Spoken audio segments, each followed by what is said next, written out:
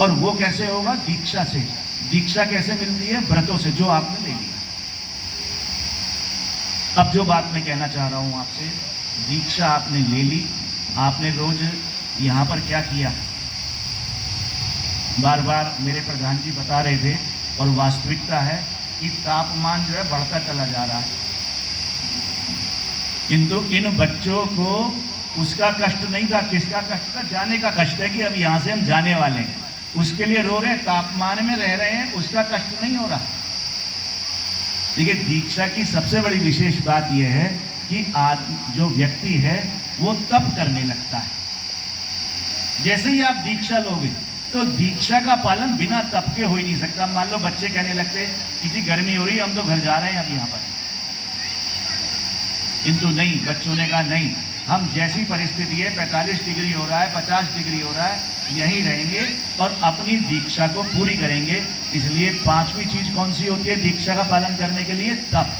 क्या कहते हैं उसको? तप। देखो, एक बात और कहता हूं, यदि तप नहीं करोगे, अभी बहन एक बहुत सुंदर सा जो मोटिवेशनल उत्साह वाला व्याख्यान दे रही थी, उसमें यही कह रही थी कि अपने लक्ष्य को, लक्ष्य हमारी दीक्षा है, और उस दीक्षा लिए क्या करना पड़ेगा? हमें तप करना पड़ेगा।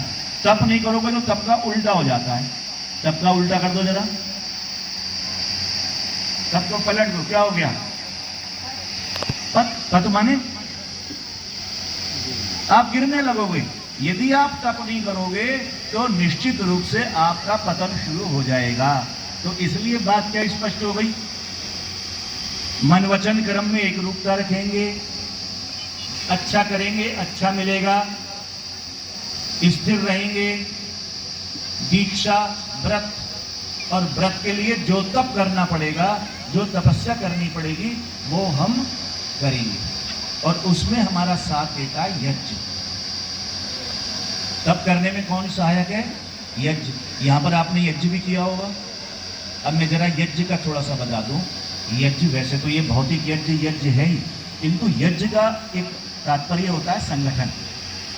यज्ञ की क्या विशेषता है? यज्ञ अपने आप बताता है। यज्ञ में 3 चीज होती रहती है। जब भी आप यज्ञ कर रहे हो, ये भी हम लोग जो बैठे हुए हैं यहाँ, क्या सब है? यज्ञ चल रहा है। ये शिविर भी आपका क्या था? यज्ञ था। बच्चे बात मत करो। इसमें आपने 3 चीजों का पालन किया।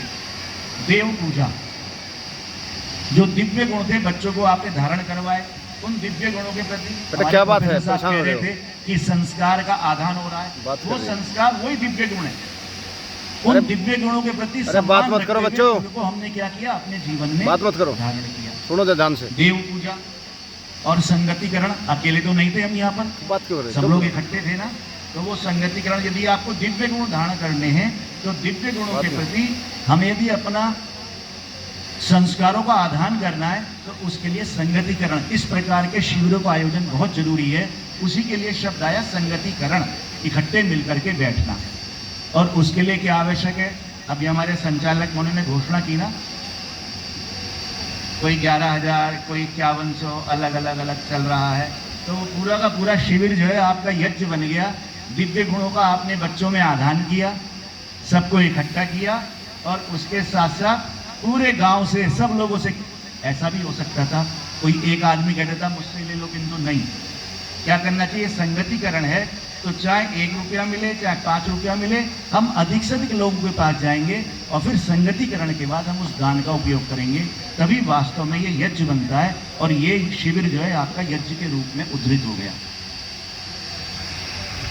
पर एक बात, इतनी बात आपको समझ आ गई ना?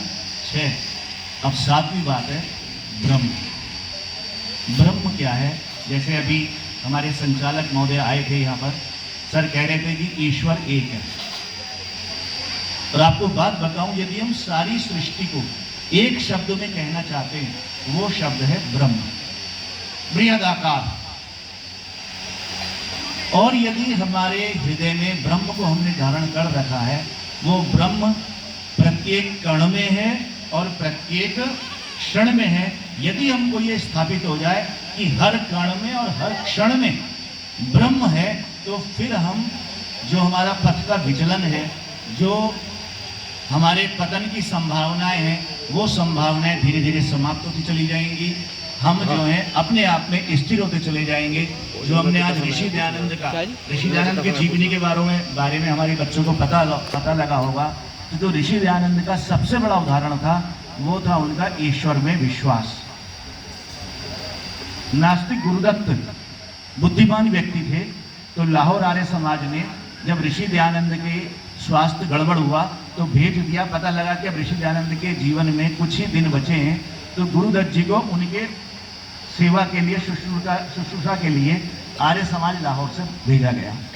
और वो ईश्वर को नहीं मानते, किंतु जैसे ही उनने ऋषि का जीवन देखा कि महान कष्ट, सारे शरीर में फोले फफोड़े,